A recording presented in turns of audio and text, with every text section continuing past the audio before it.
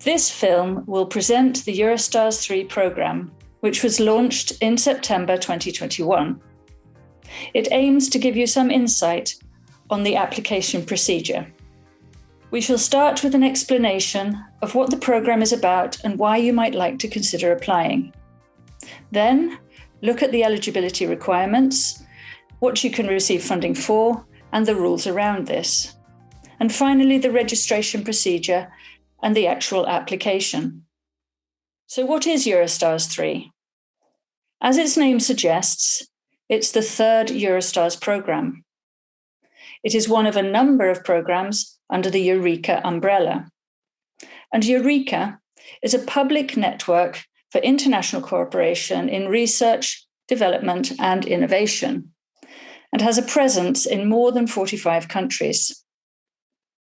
It runs many different programmes, so if you decide Eurostars is not right for you, do have a look through the website for other opportunities. Back to Eurostars. The programme provides funding for collaborative innovative projects in any technology or market area to organisations based in the countries shown here. The projects should be market-driven, and the results of the project should lead to rapid commercialisation of your innovation.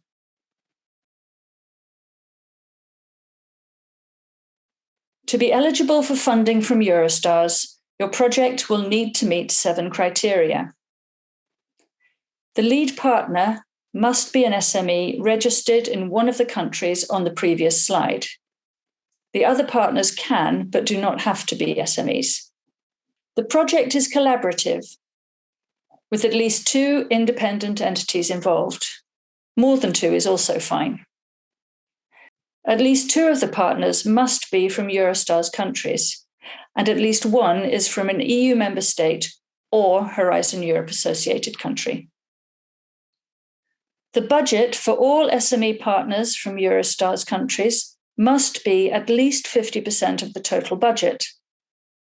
This means that if there is only 1 SME, at least 50% of the total project cost, not just the grant part, must go to the SME. But no more than 70% of the total budget should be in any one country alone. The maximum duration of the project is 3 years, but can of course be less than this. And finally, Eurostars will only finance projects that have 100% civil purpose. Each partner receives funding from their own national funding body, and they all have independent rules regarding which type of organisation can be funded, the type of activities that can be funded, and the rules regarding how much of the project costs should be met by the applicants. So before you apply, do contact your country's national funding body for more information. In Sweden, this is Vinnova. Your partners should do the same in their countries. The initial registration is very straightforward and does not need explaining. You just need to go to the website and click on the relevant programme, in this case Eurostars. You can also find the other project opportunities here. There are 5 sections in the application that need to be completed online. Some are more extensive than others. I will go through each one separately. The project details is a short section which is largely self-explanatory. The information you provided on registration will automatically be inputted into the application team section. Here is also where you add more people from your own company and also invite your partners to join. For this, you will need the correct organisation name and the name and email of your collaborator or collaborators. Next, you need to input the application details. If you have decided on the title and a catchy acronym, you can put them here. All steps, though, can be done in any order, so don't worry if you want to wait or change things later. Now you're asked to provide 3 summarised explanations as to the what, why, and how of your project. And finally, if there are any organizations or people that you do not want to assess your project, you can write them here. Normally, that might be any direct competitors, for example. Now we move to the application questions. This is quite a large section, which starts with a series of questions about impact. The questions on the form look like this. You can assign particular questions to one of your partners or choose to answer yourself. First up are the results of the project. You will describe individually each product, process, and service that will be developed by the project and the applicable market. Are these new or an improvement on an existing product or service? Or are they an adaptation of an existing product or service to enter a new market? Then describe the business case of your project. How much revenue will be generated? What financial instruments have you had so far? What are the project costs and how much you will need to bring the project to market? What is your expected market penetration, sales forecast, and return on investment? Now describe the steps you will take to get it to commercialization. How many months after project completion are needed before market launch? What are these steps, and how does each of the partners contribute to the process? You will now be asked to describe the conditions of the market. Who are the main actors and competitors in your target market? What is commercially available in your market segment? And how is your innovation better? What are the barriers to market entry, and how will you address them? Then you will be asked to select the relevant UN Sustainable Development Goals and describe how your project will contribute to them. More information on the SDGs can be found in the links at the end of this film. Finally, describe any negative social or environmental effects your project might have and how you will address them.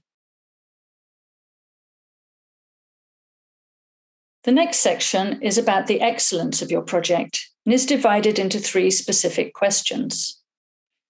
First is a description of the technical approach and the degree of innovation. What scientific method will be used and why? Is it a breakthrough or an improvement on an existing innovation? Also, address any specific gender aspects. If gender is not relevant, you will need to explain why. Now, describe the technical and scientific state of the art. What are the latest developments? And what are the advantages or disadvantages of current solutions compared with your innovation? Finally, you will describe the technical risks involved and how you will address these. The final part of the application questions is about the quality and efficiency of the project. Here, there are 5 subsections, starting with a description of the project management experience of the main partner. And you will also explain how the management of the project will be done. What are the added benefits of the international collaboration of your project? Remember, you need to have at least one other Eurostars country involved.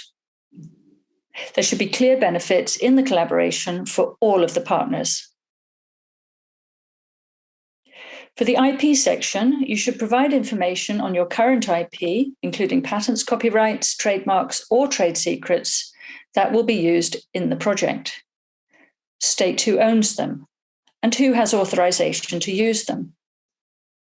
Then, go on to explain how any IP generated in the project will be managed, who will own the IP, and who will be able to use the IP. You will also need to explain what will happen if a partner leaves the project. Will access to the IP be affected? Finally, you will be asked to download, fill in, and upload an ethics table. And if you have any ethics issues in the project, ethical and legal compliance should be explained here. The third section is about the financial side of your organization. What is important to know is the information you provide here is only visible to your company, not to any of your collaborators.